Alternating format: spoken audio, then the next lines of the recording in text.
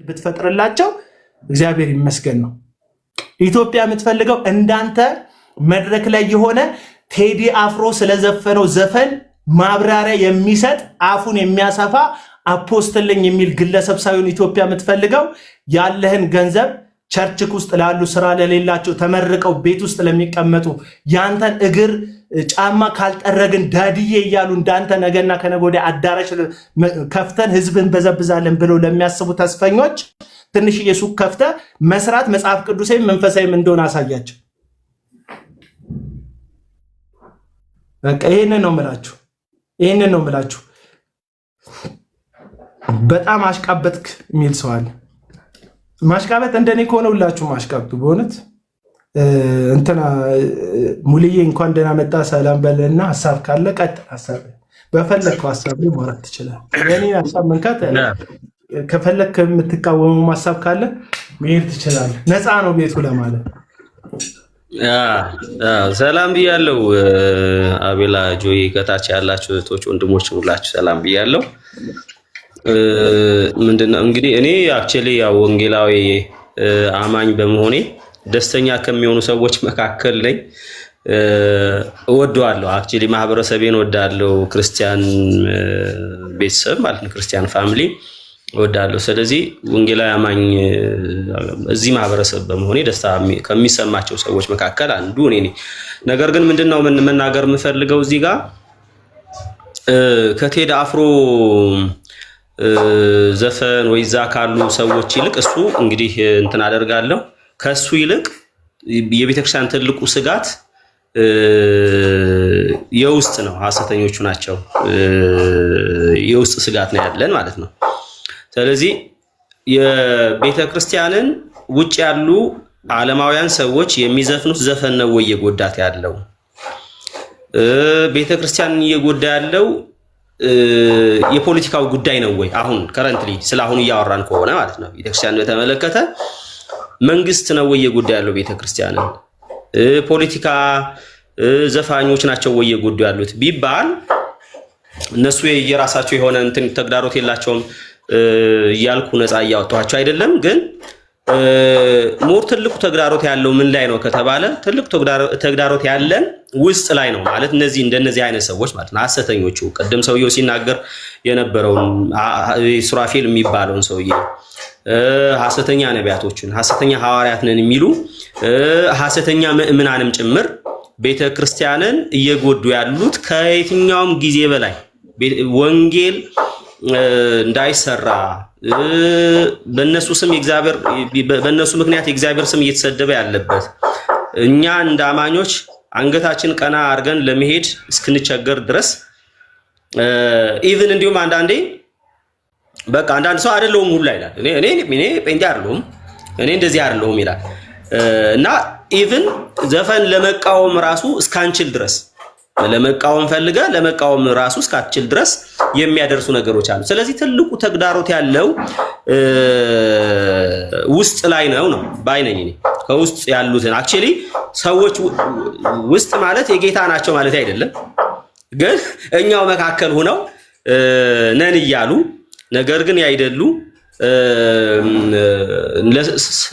ራሳቸው ክፉ ነገር አድርገው ለሰዳቢ ለተቺ የሚያሰጡን በጽድቅ የሚያገለግሉትን አገልጋዮች በጽድቅ የሚኖሩትን ሰዎችን ሁሉ አብረው አጨፍልቀው እንትን የሚያደርጉ ናቸው። ስለዚህ ትልቁ ተግዳሮት ምንድነው ከተባለ የውስጥ ተግዳሮት ነው ትልቁ ተግዳሮቱ ባይነኝ እኔ።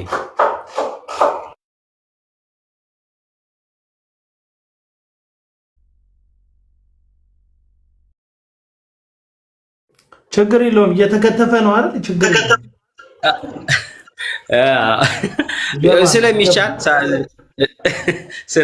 ስለሚቻል ሳይረብሽ ሊከተፋልና ኦኬ። ስለዚህ ምንድነው እያልኩ ያለሁት እኔን ነው ዲስትራክት ያደረገኝ አክቹአሊ ውስጥ ያለውንም ብዬ ነው፣ ግን እኔንም ራሱ ሐሳቤን እንትን እያደረገ ስለሆነ ነውና ምንድነው እያልኩ ያለሁት ቤተክርስቲያን ትልቁ ስጋት ሆነው ጌታ ኢየሱስ በትኩረት የተናገረው ሐሰተኞቹ ጋር ነው። ያስጠነቀቀውም ስለ ሐሰተኞች ነው። በተደጋጋሚ ብዙ ጊዜ እንደምንለው ቤተክርስቲያን መጠንቀቅ ያለባት መስራት ያለባት እኔ ይኸውልህ ቴዲ አፍሮ ከዚህ በፊት ጥበብ ወርቅዬም ወንጌል እንደነገረው ሲናገር ነበረ እና ወንጌል ተነግሮት ነገ የጽድቅ አገልጋይ ሆኖ ሊቆም ይችላል ማለት በቃ እኛ ወንጌላውያን አማኞች እንደምንለው ማለት ነው መጥቶ የጽድቅ አገልጋይ ሆኖ የክርስቶስ ሰባኪ ሆኖ አሁን አንዳንድ ሰዎች ኦሬዲ እሱ ላይ መጣበታለው ወንጌል ነው አሁን እየሰራ ያለው ይላሉ በዛ ላይ ምንድነው ያለ ሐሳብ ብትለኝ ይናገራሉ በዛ ጉዳይ ስለዚህ ነገ ጧት ይመጣል ለሱ ወንጌል ነው የሚነገረው እንጂ አሁን ቴዲ አፍሮ እኔ አትዝፈን አለው አክቹሊ ዓለማዊ ሆኖ ባይዘፍናል እኔ ክርስቲያን ነው ብዬ ስለማላምን ማለት ነው በጌታ ነው ብዬ አላምንም እና ስለዚህ ቢዘፍንም ባይዘፍንም አሁን ለኔ የተለየ ነገር አይደለም ስለዚህ እሱን አይደለም ትኩረት ማረጋው እሱ አይደለም ትኩረት ማደርገው እኔ ትኩረት የምናረጋው ውስጥ ላይ ያለውን ሰዎችን ዓለማዊነትን የሚያለብሰው ባይዘወይ ከዘፈን የባሰ ከሌላው ከጭፈራ የባሰ ዓለማዊነትን እያስለመዱ ያሉት እያደረጉም ሰዎች እንዲያደርጉ እያበረታቱ ያሉት ሐሰተኞቹ ነቢያት ሐሰተኞቹ ሐዋርያት ነን የሚሉ ኢትዮጵያ ውስጥ ያሉ ቻናል ያላቸው ሰዎች እነሱ ናቸው አመጽን በትክክል የሚያለማምዱ እነሱ ናቸው ስለዚህ ከነሱ በላይ ለኛ ትልቅ ተግዳሮት የለም ነው እኔ አሁን እዚህ ወጥቼ ስለ ዘፈን ኃጢያት አይደለም የሚለውን ነገር አንዴ ነው ምናምን እንደዛ ተናግሬ ያለው እሱ አይደለም መሰረታዊ ነገር ሰው ወደ ጌታ ሳይመጣ ይሄኛው ኃጢያት ነው ይሄኛው ኃጢያት አይደለም አትሎ መጀመሪያ ይምጣና ከዛ ምን ኃጢያት ነው ምን ኃጢያት አይደለም የሚለውን ነገር አንድ መንፈስ ይኖራል አንድ መንፈስ ካለን በኋላ እንማማራለን አሁን እኔ ወንጌል ላልገባው ሰው ኃጢያት ነው ኃጢያት አይደለም እያልኩ አይደለም የምነግረው ለሱ መጀመሪያ በክርስቶስ ኢየሱስ ይመንና ይዳን ከዳነ በኋላ ምንድነው ከዋናው ኃጢያት ሳይላቀቅ ኮራፕትድ የሆነ ማንነት ይዞ ከዛ በኋላ እሺ ዘፈን ቢተውስ ይጸድቃል ቴዲ አፍሮ ዘፈን ቢተውስ ቴዲ አፍሮ ባይዘፍንስ እንዲሁ ቢሰብክስ እሺ ማለት ቢሰብክ ባለበት ቤተ እምነቱ ነው ቢሰብክስ ሱራፌል እነዚህ ሐሰተኞቹን ያጸድቁት ይሆን ማለት ይድን ይሆን ስለዚህ እንዲህ ያለ ቀልድ ትተው በትክክል ወንጌልን ቢሰብኩ በፍቅር ሌላ በርግጥ አጀንዳ የላቸው ወንጌል የላቸው እንደዚህ ይያሉ ምንድነው የነዚህ ሰዎች ዓላማ አንድ ነገር ነው የጴንጤውን ማህበረሰብ በዚህም በዛም ብሎ ማስደሰት ነው ዓላማቸው በቃ ያላር የጽድቅ አገልጋይ መስለው ምናምን ነገር ያው ዘፈን መጥላቱ ቆንጆ ነው ዘፈን እንደሚጠላ የጴንጤው ማህበረሰብ የታወቀ ነው መጥላቱ ልክ ነው ምንም ይሄ እንትን የምናደርገው ነገር አይደለም ግን ይሄንን ተጠቅመው እነሱ በቃ ዘፈን የሚተቹ የጽድቅ ሰዎች ብቻ እነሱ ዘፋኞች የሚተቹ በቃ አመጽን የሚተቹ ምናምን እነሱ ግን መልካም ሰዎች መስለው ለመታየት የሚሰሩት መልክ እንጂ የምር የእግዚአብሔርን እንትን ጉዳይ አሳስባቸው አይደለም አንተ ቅድም ብለሃል እሱን ለመረዳት ቅድም እኔም ማቹሪቲ ይጠይቃል ብዬ አምናለሁ ማለት የትኛው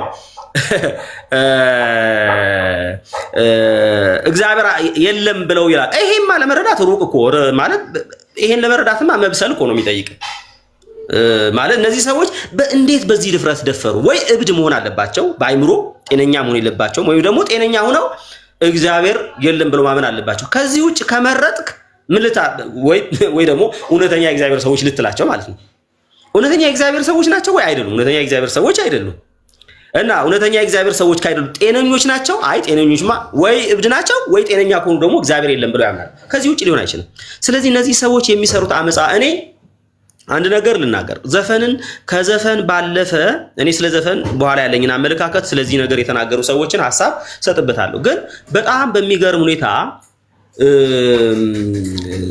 አማኝን የሚረብሽ ሰውን የሚያሰናክለው እዚህ ቤት ያለውን መቀመጫን እያንቀሳቀሱ የሚደረጉ ለእግዚአብሔር አምልኮ ነው ውዳሴ ነው ተብሎ የሚቀርቡ ከዘፈን የተኮረጁ ዜማዎችን አምጥተህ ቸርች ላይ ከዛ በኋላ ዘፈንን ትተቻለህ በምን ሞራል ትተቻለህ ከዛ ዜማ ቀድተህ እንቅስቃሴ ባይዘው አንዳንድ ዘፋኞች እንዲሁም ስርዓት ያላቸው ዘፋኞች አሉ እንቅስቃሴያቸው ራሱ የተገደበ ማለት ነው ያው እንደየባህሉ የሚወስነው ነገር አሁን የኛ ባህል ያው እንግዲህ እንደዚህ መሽከርከር ብዙ እንትን የለውም የታወቀ ነው ግን በጣም በሚገርም ሁኔታ ወላይትኛ ላይ የተዘመሩ መዝሙሮችን ብናይ ሰዎቹ በወላይትኛ ባህላዊ እንቅስቃሴ የሚያደርጉትን ነገር ብታይ እንዴ እኔ እውነት ለመናገር ማለት ነው ልክ ጌታ ኢየሱስ ክርስቶስ ጅራፍ እንዳነሳ ስልጣን ቢኖረኝ የለኝም እንጂ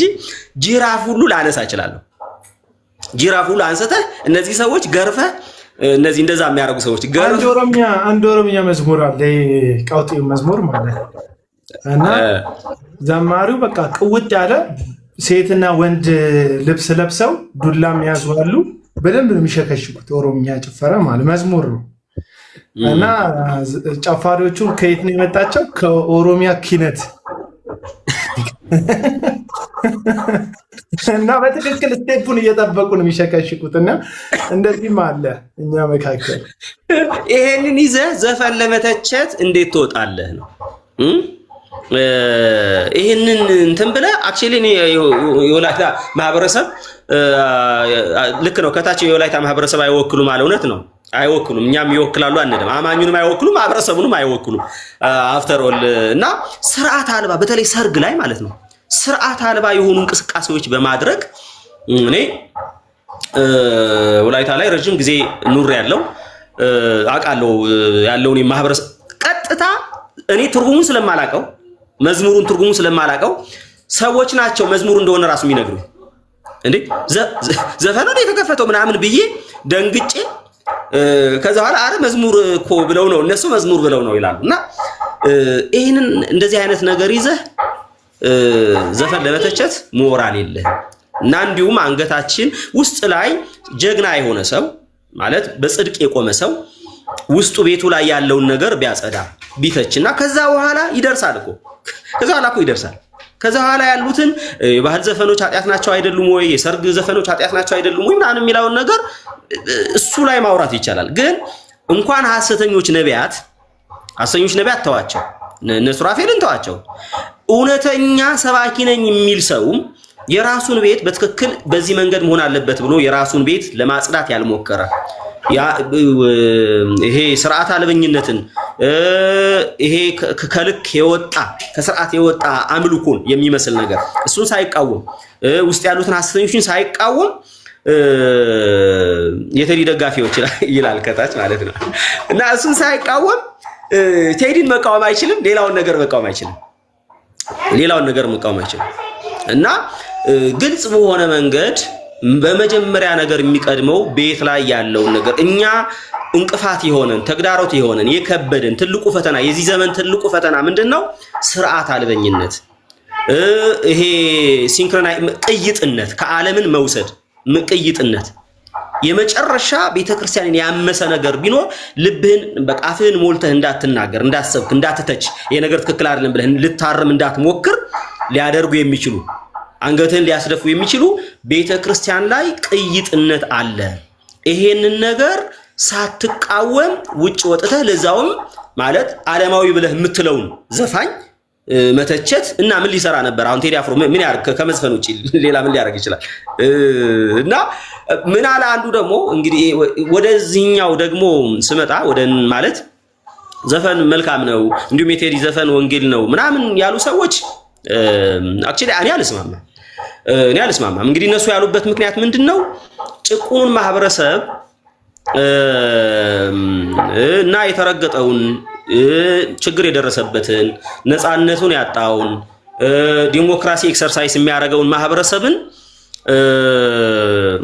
እሱን ድምጽ እንሁነው ብሎ ስለተነሳ ስለ ፍቅር እየሰበከ ስለሆነ ወንጌል ነው ብለው እነ ዘማሪ ደረጀ ተናገሩ። አክቹአሊ ዘማሪ ደረጀ ሪስፔክት የምናደርገው ወንድም ነው። ይሄንን ማለቱን ግን እኔ አልደግፍም። ለምንድን ነው የማልደግፈው ስል ወንጌል ነው ስላለን ወንጌል ምንድነው የሚለውን ነገር ምናልባት በተወሰነ መንገድ አዲስ የሆነ ክርስቲያን እንዴ ወንጌል እንደዚህ ነው ሊል ይችላል። ወንጌል እንደዛ አይደለም። ወንጌል ምድራዊ ጉዳይ አይደለም። ወንጌል ሰማያዊ ነገር ነው።